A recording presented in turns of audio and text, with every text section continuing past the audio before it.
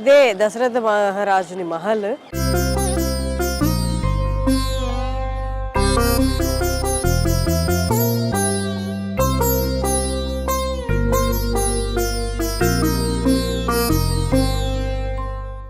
ఇప్పుడు మనం నా వెనక ఉంది కదా, చూస్తున్నారు కదా, ఇదే మహల్. ఇది జస్ట్ ఎంట్రన్స్.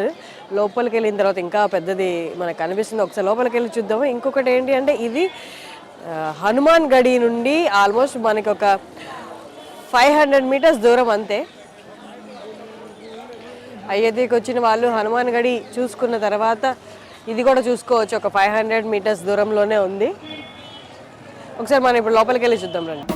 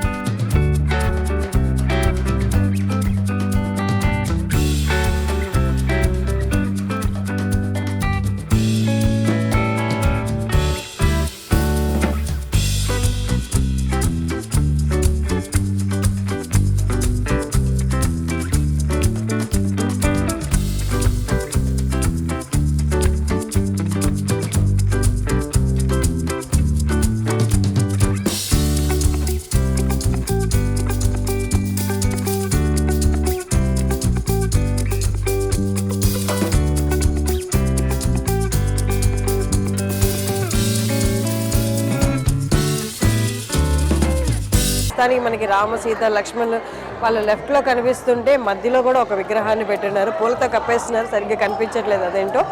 రైట్కి కూడా ఇవన్నీ అంటే పెట్టిన విగ్రహాలు. దశరథ మహారాజుని మహల్లో వాళ్ళు విగ్రహాలు పెట్టుకొని విగ్రహాలను పూజిస్తున్నారు.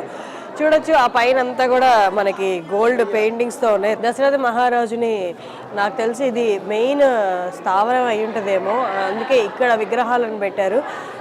ముందు అక్కడైతే వెనక ఎల్లో కలర్ డేరాలు కట్టేసి ఉన్నారు. ఆ బ్యాగ్ కూడా ఏమైనా ఉండుండొచ్చు, కానీ మనకి కనిపించట్లేదు అది.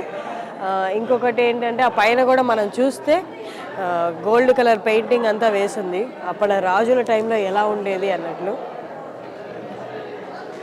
మధ్యలో మూర్తులు కూడా రామ సీత లక్ష్మణులు అన్నట్టే కనిపిస్తున్నాయి మనకి, కానీ పూలతో మొత్తం అలంకారం చేయడంతో మనకి ఆ విగ్రహాలు సరిగ్గా కనిపించట్లేదు. అయోధ్యలో ఏంటంటే మనం అనుకున్నట్టు పెద్ద పెద్ద విగ్రహాలు కనిపిస్తాయి అనుకుంటాం, కానీ అందరి ఇంత దూరం వచ్చేది మన మెయిన్ రామ మందిరంలో విగ్రహాలు కూడా ఇప్పటిదాకా కొలుస్తున్న విగ్రహాలు కూడా చాలా మన చేతిలో పెట్టుకుంటే అరచేతికి కొంచెం పొడవు ఉన్నాయి, అంతే, అంత హైట్లో ఉన్నాయి అన్నమాట. ఇవి ఇక్కడ పాలరాతితో చేసిన రామ లక్ష్మణ సీత.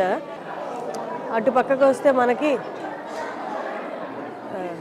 రామ లక్ష్మణ సీత భరతులు కనిపిస్తున్నట్టున్నారు, కానీ సరిగ్గా క్లియర్గా కనిపించట్లేదు. లెఫ్ట్లో మనకి విగ్రహాలకి లెఫ్ట్లో చూస్తే అన్ని వాళ్ళ పరివార ఫోటోలు అన్నీ పెట్టు.